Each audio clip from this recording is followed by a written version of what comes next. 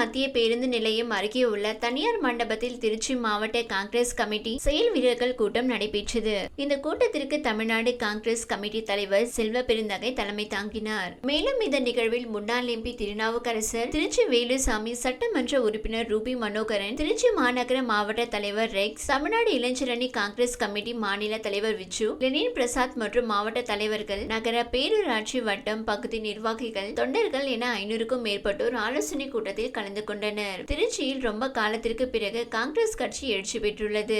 எப்போதுமே உண்மையாக உழைத்தால் உழைப்பவர்களுக்கு காங்கிரஸ் கட்சியில் இடம் உண்டு. தற்போது காங்கிரஸ் கட்சியில் 18 எம்எல்ஏ உள்ளனர். ஆனால் வரும் 2026ஆம் ஆண்டு 100 எம்எல்ஏக்கள் இருக்க வேண்டும். அதற்கு நாம் அனைவரும் ஒன்றிணைந்து உழைக்க வேண்டும். கட்சியில் சிலருக்கு கருத்து வேறுபாடுகள் நிலவுவது வழக்கம்தான். ஆனால் அவற்றை முற்றிலும் அகற்றிவிட்டு அனைவரும் ஒன்றிணைந்து செயலாற்ற வேண்டும். ஒற்றுமையாக இருந்து செயல்பட்டால் மட்டுமே தமிழ்நாட்டில் காங்கிரஸ் கட்சி மாபெரும் எழுச்சி பெறும். அண்ணாமலை IPS படிப்பிற்கும் அவருக்கும் தகுதி இல்லாத போன்று நடந்து கொள்கிறார். தமிழ்நாட்டில் எந்த காலத்திலும் பாஜக காலூன்ற முடியாது. தமிழ்நாட்டு மக்களிடையே மோடியின் வித்தைகள் செல்லாது. தமிழ்நாட்டு மக்கள் முட்டாள்கள் அல்ல, எதையும் சிந்தித்து செயல்படுபவர்கள். ஒருபோதும் பாஜகவிற்கு தமிழ்நாட்டில் இடமில்லை என தெரிவித்தார். தமிழ்நாடு காங்கிரஸ் கமிட்டி நிர்வாகிகள் உண்மையாக உழைக்க வேண்டும். நமது கட்சியை பலப்படுத்த அனைத்து பணிகளையும் மேற்கொள்ள வேண்டும். நமது எதிர்கட்சி தலைவர் ராகுல் காந்தி அவர்களின் பிரச்சார சுற்றுப்பயணம் மக்கள் மத்தியில் பெரும் எழுச்சியை ஏற்படுத்தியுள்ளது. நமது கட்சியில் பல்வேறு கருத்துப்பாடுகள் இருந்தாலும் அவற்றை உதறிவிட்டு அனைவரும் ஒன்றிணைந்து செயலாற்ற வேண்டும். தமிழ்நாட்டில் காங்கிரஸ் கமிட்டி மாபெரும் முதன்மை இயக்கமாக திகழ